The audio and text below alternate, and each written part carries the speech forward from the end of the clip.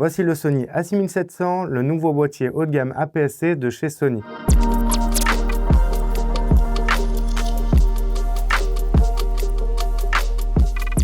Donc c'est l'évolution du Sony A6600. Niveau ergonomie, quels sont les changements? Ils ont rajouté une molette à l'avant, comme sur les gros boîtiers de chez Sony, pour pouvoir régler ton ouverture directement ici. À l'arrière, ils ont rajouté une petite molette en dessous de la molette PASM, qui permet de changer de l'univers photo, vidéo ou SNQ en un clic. C'est, j'avoue, très pratique. Au niveau de l'écran, il est désormais sur rotule. Tu peux le tourner un peu comme tu veux sur le côté du boîtier, voilà.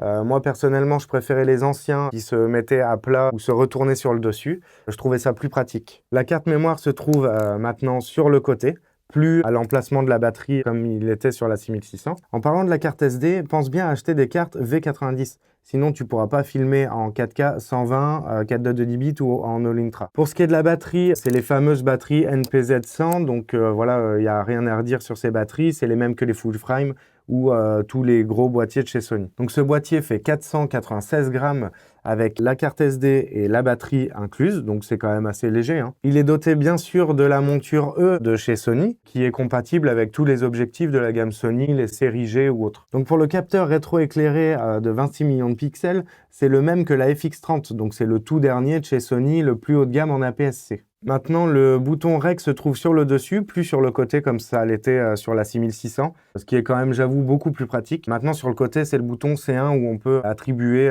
n'importe quel réglage dessus. Moi, j'ai mis la stabilisation active pour l'avoir directement, voilà. D'ailleurs, la stabilisation active, il faut savoir que donc ça marche très bien. Il y a une stabilisation mécanique. Il y a aussi une stabilisation active pour lequel il sera appliqué un crop de 30%. Qui est pas négligeable. Mais avec ce genre de stabilisation, faire des plans à main levée devient quand même de plus en plus facile.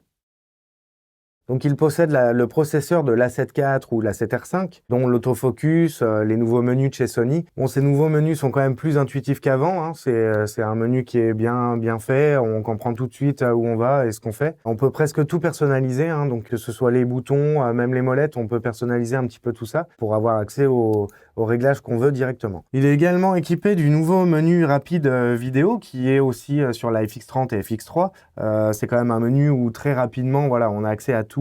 On peut vite régler un peu tout ce qu'on veut, que ce soit notre profil d'image, les ISO, l'ouverture ou même la fréquence d'image. On peut bien sûr régler donc comme d'habitude, position 1, 2 ou 3 sur la molette PASM. Perso, j'ai réglé 1, 2 et 3 sur 25, 50 et 100 images par seconde en 4K. Comme ça me permet sur mes prestats de ne pas perdre de temps. Avec ce boîtier, on peut filmer maintenant en 4.2 bits sur ce boîtier-là, qui est quand même pour ce prix exceptionnel. On peut également filmer en 4K 25, 50 et 100 images par seconde. Bon, il faut savoir qu'en 4K 50, un crop sera appliqué de 1,04 et en 100 images par seconde, un crop de 1,6. Bon, ça crop quand même pas mal, mais pouvoir filmer en 4K 50 ou 100 avec un boîtier à ce prix-là, on va pas s'en plaindre. Tu peux également filmer en All Intra, qui te fera des fichiers plus lourds, mais qui facilitera la fluidité de ton montage. Il possède le tout dernier autofocus de chez Sony, le même que l'A7 R5, l'un des meilleurs du marché.